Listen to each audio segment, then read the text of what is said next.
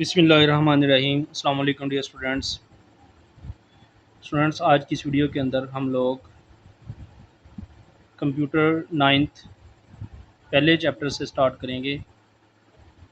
तो जो बच्चे चैनल पे नए हैं वो चैनल को लाजमी तौर पे सब्सक्राइब कर लें, क्योंकि हम लोग चैप्टर वाइज हर एक चैप्टर की एक्सरसाइज जो है वो उर्दू मीडियम में कंप्लीट करेंगे। चैप्टर वाइज सारी बुक इंशाल्लाह कंप्लीट करेंगे। आज की इस वीडियो के अंदर हम लोग इस चैप्टर की एक्सरसाइज में से इसके एमसीक्यूज़ और शॉर्ट क्वेश्चन कंप्लीट करेंगे। तो स्टूडेंट्स, इसकी मश्क में पहला क्वेश्चन है, दुरुस्त जवाब का इंतखाब करें। एमसीक्यूज़ पहले कंप्लीट करेंगे हम लोग, उसके बाद शॉर्ट क्वेश्चन करेंगे। तो इसका पहला एमसीक्यूज़ है स्टूडेंट्स, किसी सिस्टम का बुनियादी मकसद क्या है? इसका अ पार्ट आज़ादाना काम करना, बे एक मुश्तरका मकसद हासिल करना, जीम नए सिस्टम बनाना, दाल तफरीक फ्राहम करना। तो इसका दुरुस्त आंसर स्टूडेंट्स हमारे पास है बे, एक मुश्तरका मकसद हासिल करना।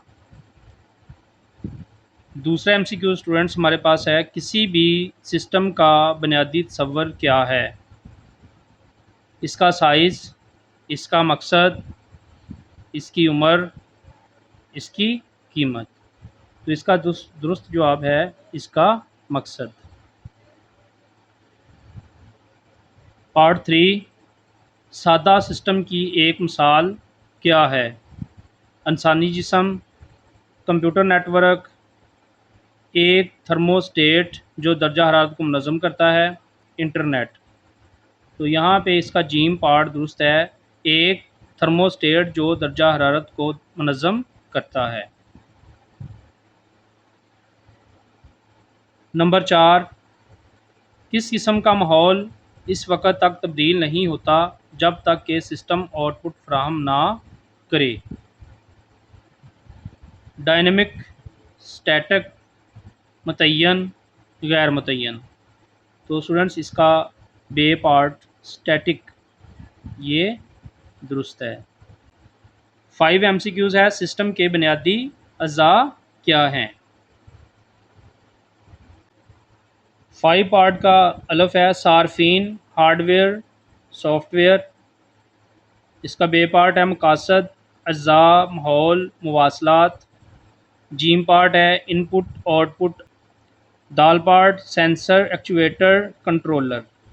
तो स्टूडेंट्स इसका बे पार्ट दुरुस्त आंसर है मकासद, अज़ा, माहौल, मवासलात। पार्ट 6, सिस्टम का नज़रिया क्या समझाने की कोशिश करता है? हार्डवेयर डिज़ाइन, बे सिस्टम की बाहमी तामलात और वक़्त के साथ रखी। Software applications, network security. इसका बे पार्ट दुरुस्त है, सिस्टम की बाहमी तामलात और वक़्त के साथ तरक्की। पार्ट नंबर 7, कंप्यूटर में ऑपरेटिंग सिस्टम ओएस का क्या किरदार है? अलफ ये हिसाबात करता है और हदायत पर अमल करता है। बे ये सीपीयू के लिए आर्जी तौर पर डाटा और हदायत ज़ख़ीरा करता है। जीम ये इनपुट को इंटरफेस अज़ा से मसूल करता है और फ़ैसला करता है कि क्या करना है। दाल ये डाटा और सॉफ्टवेयर के लिए तवील मुद्ती स्टोरेज फ्राहम करता है। इसका जीम पार्ट दुरुस्त है, ये इनपुट को इंटरफेस अज़ा से वसूल करता है और फ़ैसला करता है कि क्या करना है। नंबर 8, वन न्यूमन आर्किटेक्चर की अहम खसूसियात क्या है? अलफ डाटा और हदायत के लिए अलग अलग मेमोरी। बे हदायत का मतवाज़ी अमल। जीम प्रोग्राम हदायत और डाटा के लिए एक ही मेमोरी स्टोर। दाल मुख्तलिफ़ कामों के लिए मुतअद्दद सीपीयूज़। तो इसका जीम पार्ट दुरुस्त है, प्रोग्राम हदायत और डाटा के लिए एक ही मेमोरी स्टोर। पार्ट 9 है, वन न्यूमन आर्किटेक्चर का एक नुकसान क्या है? अलफ अलग अलग मेमोरी स्पेसिस की वजह से पेचीदा डिज़ाइन। बे, मेमोरी में ज़ख़ीरा शुदा प्रोग्रामों की को तब्दील करना मुश्किल है। जीम, हदायत और डाटा के लिए एक ही मेमोरी स्पेस की वजह से रुकावट। दाल, हदायत को अंजाम देने में लचक की कमी। तो यहाँ पे जीम पार्ट इसका दुरुस्त है, हदायत और डाटा के लिए एक ही मेमोरी स्पेस की वजह से रुकावट।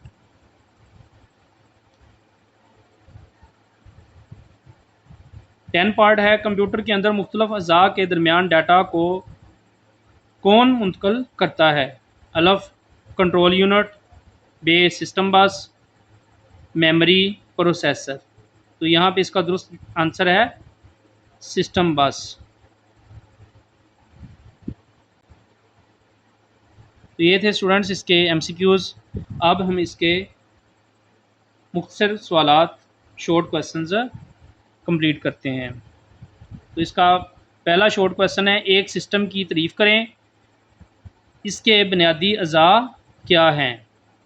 एक सिस्टम की तारीफ़ करें, इसके बुनियादी अज़ा क्या हैं? तो स्टूडेंट्स पेज नंबर 23 पे इसकी डेफिनेशन है। ये यहाँ से आप लोग क्वेश्चन नंबर 1 इसकी डेफिनेशन करेंगे। एक सिस्टम मुख्तलिफ अज़ा का मजमुआ होता है जो मुश्तरका मकसद के हसूल के लिए एक साथ काम करते हैं। सिस्टम स्टूडेंट्स मुख्तलिफ किस्म के इसके अंदर मुख्तलिफ अज़ा होते हैं जिनका ये मजमुआ होता है और ये एक मुश्तरका यानी मुश्तरक उनका जो काम है इसके हसूल के लिए एक साथ मिल के काम करते हैं। तो ये इसकी यहाँ से लेके यहाँ तक आप लोगों ने डेफिनेशन करनी है और पेज नंबर 4 पे इसका बाकी पार्ट, ये क्वेश्चन नंबर 1 का बाकी पार्ट है। अज़ा किसी भी सिस्टम के बिल्डिंग ब्लॉक्स हैं। हर जुज़ एक मखसूस किरदार अदा करता है और सिस्टम की मजमूई फ़ालियत में हिस्सा लेता है। यानी हर एक जुज़ जो है उसका एक मखसूस किरदार होता है और सिस्टम को चलाने के लिए अपना हिस्सा डालता है।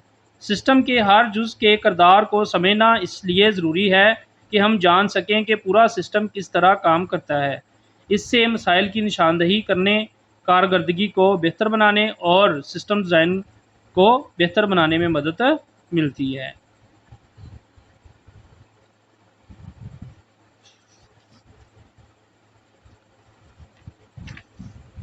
तो स्टूडेंट्स सिस्टम के अज़ा में यहाँ से लेके यहाँ तक आप लोगों ने पढ़ना है और साथ इसकी ये पेज नंबर 5 पे इसकी डायग्राम, इसको भी अच्छे से ये करना है। असल में सिस्टम के अज़ा ये जो पीछे हमने पढ़ा है ये भी साथ कर सकते हैं आप लोग, नहीं तो डायरेक्ट आप लोग पेज नंबर 21 पे जो डेफिनेशन पढ़ी है वो करके उसके बाद ये नाम इसके लिख सकते हैं। सीपीयू, इसमें कंट्रोल यूनिट है, प्रोसेसर है, रजिस्टर्स हैं, कंप्यूटेशनल लॉजिक है, इसी तरह मेन मेमोरी है और इनपुट और आउटपुट, ये कंप्यूटर सिस्टम के अज़ा हैं। तो आप लोगों ने इनको ये क्वेश्चन 1 के तौर पे याद कर लेना है। क्वेश्चन 2, कुदरती और मसनूई सिस्टम के दरमियान फ़र्क करें। तो ये पेज नंबर 8 और 9 पे है। ये स्टूडेंट्स क्वेश्चन नंबर 2 का आंसर, कुदरती सिस्टम फितरत में मौजूद हैं और इंसानी मुदाखलत के बगैर आज़ादाना तौर पर काम करते हैं। इसमें स्टूडेंट्स इंसान की कोई मुदाखलत नहीं होती, ये कुदरती तौर पे काम करते हैं, ये कुदरती कवानीन के ज़रिए चलते हैं।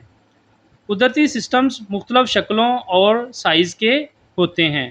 हमारे जिस्म में एटम और सेल्स जैसी बहुत छोटी चीज़ों से लेकर जंगलों, समुद्रों और कायनात जैसे बहुत बड़े निज़ाम तक ये सारे कुदरती सिस्टम में आते हैं।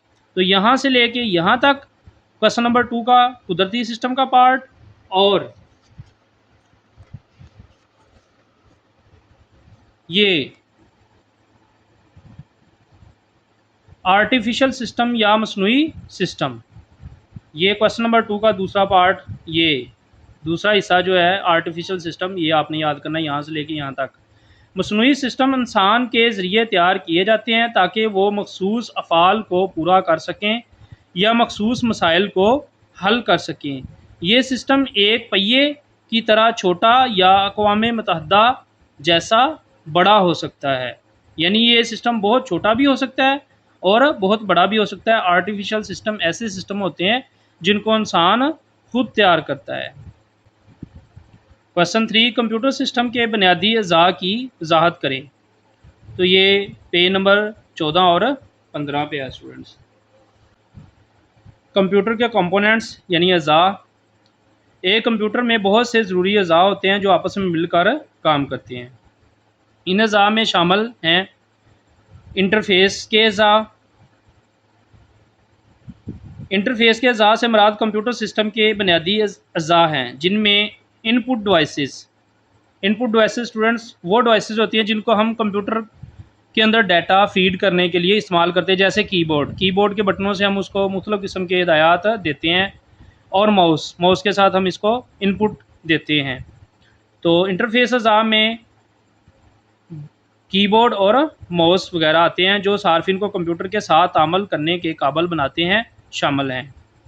तो इनमें इंटरफेस के अज़ा में हमारे पास कीबोर्ड और माउस हैं। इसी तरह आउटपुट डिवाइसेस जैसे मॉनिटर और प्रिंटर। तो स्टूडेंट्स आउटपुट के तौर पे हमारे पास मॉनिटर और प्रिंटर वगैरह होते हैं जो आउटपुट हमें देते हैं। ऐसे आलात जो कंप्यूटर के अमल के नताइज पेश करते हैं या पैदा करते हैं। तो इनमें अज़ा में इंटरफेस के अज़ा कीबोर्ड और माउस। ये सिंपल अगर बिल्कुल करना चाहें तो आप कीबोर्ड और माउस यहाँ पे लिखें इंटरफेस के अज़ा, आगे आप कीबोर्ड और माउस लिख दें, आगे आउटपुट डिवाइसेस, आगे लिख दें आप लोग मॉनिटर और प्रिंटर। सिंपल इतना भी लिख सकते हैं, ये सारा फिक्रा भी लिख सकते हैं। इसका आगे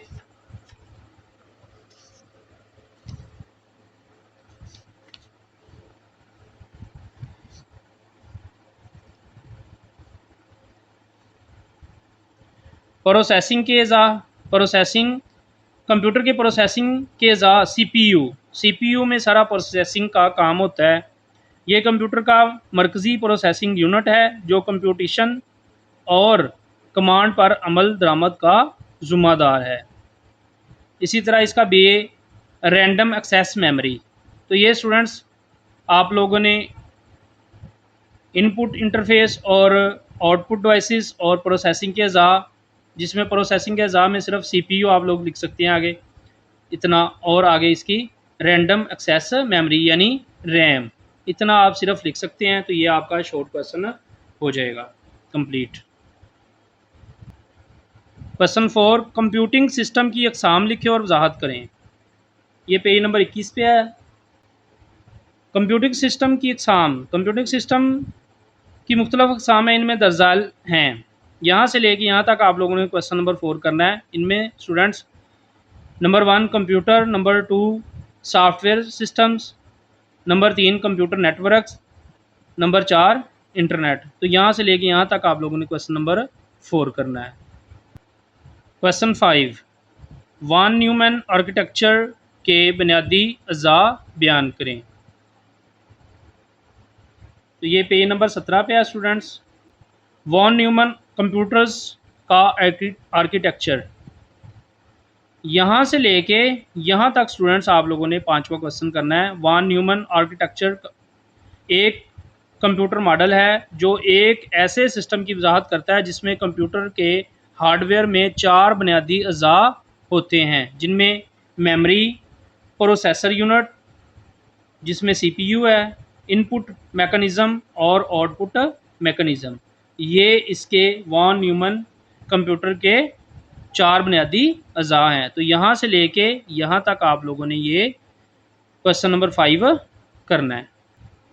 question 6, von Neumann computer architecture क्या है, इसके अहम अज़ा की फ़हरिस्त बनाएं। ये भी पेज नंबर 17 पर ही मौजूद है। तो स्टूडेंट्स क्वेश्चन 6 के लिए आप लोगों ने यहाँ से लेके यहाँ तक याद करना है। वॉन न्यूमैन आर्किटेक्चर एक कंप्यूटर मॉडल है जो एक ऐसे सिस्टम की वजाहत करता है जिसमें कंप्यूटर के हार्डवेयर में 4 बुनियादी अज़ा होते हैं, memory, processor unit CPU, input mechanism और आउटपुट मैकेनिज़्म। इस मॉडल को जॉन वॉन न्यूमैन मॉडल या न्यूमैन मॉडल इस रियाजीदान और तबीयतदान के एजाज़ में कहा जाता है जो 1940 ईस्वी की दहाई के दौरान मॉडल की तमीर में शामिल था। यहाँ से लेके यहाँ तक आप लोगों ने इसको याद करना है क्वेश्चन 6 को, और साथ आपने इसके अज्जा याद करने हैं जिनमें मेमोरी है इसकी, इनके नाम याद, सिर्फ नाम याद करने हैं आपने। Number 1 memory, number 2 central processing unit CPU, इसके बाद arithmetic and logical unit ALU, ये याद करना है। और इसका लास्ट जो है ये तीसरा इनपुट डिवाइसेस, आपने इसका नाम याद करना है सिर्फ, और आउटपुट डिवाइसेस ये वाला यहाँ पे नंबर 4 पे आपने याद करना है आउटपुट डिवाइसेस, सिर्फ इनके नाम याद करने हैं। क्वेश्चन 7 वान न्यूमन आर्किटेक्चर के इंस्ट्रक्शन साइकिल के 4 अहम मराहल क्या हैं? 18 और 19 पेज पे ये दिए हुए हैं। तो स्टूडेंट्स इसके 4 मराहल जो हैं, पहला मरहला इसका है क्वेश्चन नंबर 7 के जो 4 मराहल वान न्यूमन आर्किटेक्चर के जो उसने कहा है 4 मराहल इंस्ट्रक्शन, 4 मराहल लिखें, वो हैं पहला हसूल, इसकी वजाहत है मरकज़ी प्रोसेसिंग यूनिट कंप्यूटर की मेमोरी से एक हदायत हासिल करता है। यह हदायत सीपीयू के ज़रिए अंजाम दिए जाने वाले ऑपरेशन की वजाहत करती है। तो यहाँ से लेके यहाँ तक हसूल नंबर 1 पॉइंट। नंबर 2 याद करना आप लोगों ने डी कोडिंग, ज़रूरी कार्रवाई का तयन करने के लिए कंट्रोल यूनिट हदायत को डी कोड करता है। तो ये यहाँ से यहाँ तक याद करना है। इसमें control unit CPU, control unit होता है सीयू। आगे नंबर 3 है इसका अमल दरामद, सीपीयू हदायत पर अमल करता है। अगर हदायत हिसाबी अमल से मुतल्लक हों तो इसे रियाजी मंतक एएलयू के ज़रिए अंजाम दिया जाता है। इसी तरह आगे इसका लास्ट चौथा पार्ट है ये स्टोरेज। ये तो सिर्फ स्टूडेंट्स आप लोगों ने क्या करना है, ये सिर्फ यहाँ से लेके यहाँ तक ये इसका नाम याद करना है स्टोरेज, यहाँ से यहाँ तक। इसी तरह इसका ये अमल दरामद, ये यहाँ से यहाँ तक याद कर लें। और ये डी कोडिंग, यहाँ ये डी कोडिंग इसका नाम, और ये याद करना है। और पेज नंबर 18 पे ये हसूल, ये तो इनके आप लोग सिर्फ नाम भी याद कर सकते हैं, लेकिन बेहतर ये है कि आप लोग इसके साथ थोड़ी थोड़ी डिटेल भी लिख दें, क्योंकि आप लोग जब इसका लॉन्ग क्वेश्चन याद करेंगे तो उसके अंदर थोड़ी बहुत आप लोगों ने डिटेल भी याद कर ली, तो उसमें से आप लोग थोड़ी थोड़ी इसकी डिटेल लिख देंगे तो ये ज़्यादा बेहतर हो जाएगा। तो क्वेश्चन 8 वान न्यूमन आर्किटेक्चर में रुकावट क्या है? बोटल नेक, यानी वान न्यूमन आर्किटेक्चर के नुकसानात, नकाइस इसमें क्या है? ये पेज नंबर है। तो स्टूडेंट्स इसके नुकसानात बोटल नेक जो हैं वान न्यूमन कंप्यूटर के, वो हैं ये नंबर 1 और 2। वान न्यूमन के काम में रुकावट इस वक्त पैदा होती है जब एक ही मेमोरी एरिया की वजह से सीपीयू की हदायत और डाटा को तेज़ी से हासिल करने की सलाहियत महदूद हो जाती है। चूँकि इसमें एक ही मेमोरी एरिया होता है, तो एक ही मेमोरी एरिया की वजह से हदायत और डाटा को तेज़ी से हासिल नहीं किया जा सकता, इसकी स्पीड जो है वो महदूद हो जाती है। तो ये इसमें एक नुक्स है। दूसरा सिक्योरिटी ख़तरात, चूँकि डाटा और हदायत एक ही मेमोरी में महफूज होते हैं, इसलिए एक प्रोग्राम दूसरे प्रोग्राम को हदायत को गैर महफूज तरीका इस तरह से तब्दील करता है। तो ये यहाँ से लेके यहाँ तक आप लोगों ने इसको याद करना है, इसके 8वें शॉर्ट क्वेश्चन को। क्वेश्चन 9 वान न्यूमन आर्किटेक्चर का एक अहम फ़ायदा क्या है? ये भी पेज नंबर 20 पे है। वान न्यूमन आर्किटेक्चर के फ़ायदे: सादा डिज़ाइन, हदायत और डाटा को एक ही मेमोरी एरिया में यकजा करके आर्किटेक्चर को आसान बनाया जाता है। नंबर 2 लचक, मेमोरी के मवाद को तब्दील करके प्रोग्रामों को आसानी से तब्दील किया जा सकता है। ये यहाँ से लेके यहाँ तक आप लोगों ने 9 क्वेश्चन करना है।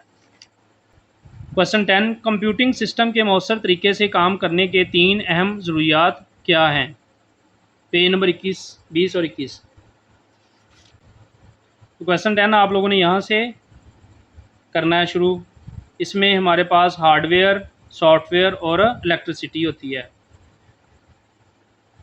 हार्डवेयर, कंप्यूटर सिस्टम के हार्डवेयर का मतलब सिस्टम के ठोस अज़ा, इनमें central processing unit CPU, random access memory यानी रैम, स्टोरेज डिवाइसेस और इनपुट आउटपुट डिवाइसेस शामिल हैं। ये हार्डवेयर यहाँ से यहाँ तक। उसके बाद सॉफ्टवेयर, ये हिदायत का एक मजमूआ है जो को